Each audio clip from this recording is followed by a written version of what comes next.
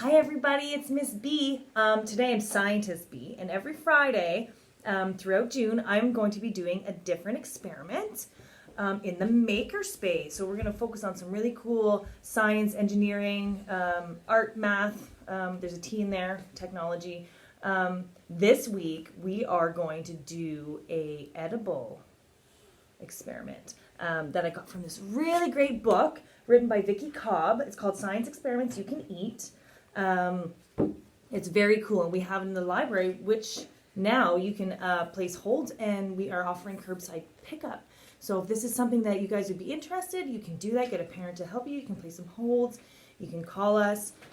You can now call us Tuesday to Fridays between 10 and 12 and 1 and 4 to place holds or go online on our catalog. So, like I said, this experiment is called the Striped Celery Snack Experiment. So you can use things you probably already have at home.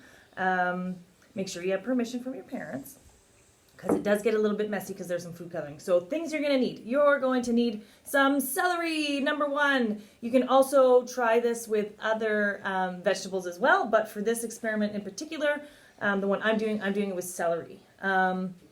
So you'll need celery, you'll need a jar half full of water. If you don't have a mason jar, you can just use an old spaghetti sauce jar or something lying around. You'll also need some red food coloring.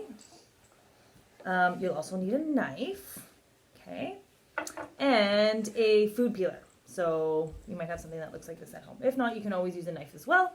But that's what I am asking you to do. So basically, step one, you take your celery and your knife, and you want to trim the bottom of the celery so that there's a nice flat bottom. So that's step one. Step two, you're going to take your glass of water and you're going to put between 10 and 12 drops of food coloring. So I'm going to count 1, 2, 3, 4, 5, 6, 7, 8, 9, 10, 11, 12. We'll do one for good luck. Lucky 13. So you can use the celery to mix around the dye in the water if you'd like. And that's pretty much it. So now what you do is you have to let it sit. Now this is part of the experiment. This isn't something that just happens right away. I want you guys to observe your celery and see how long it takes for the red food coloring to move all the way up the celery stalk. So because of, the magic of videos and science, I did this earlier at home. So it's been 48 hours since I did it, and as you can see, hopefully you can see, the red food dyes moved all the way up the celery stalk from the bottom all the way up the top. And you see those little holes? Those are called the xylem. So that's the part of the celery that's called the xylem. So the cool part about this is that this is edible because it's food coloring. It's safe to eat.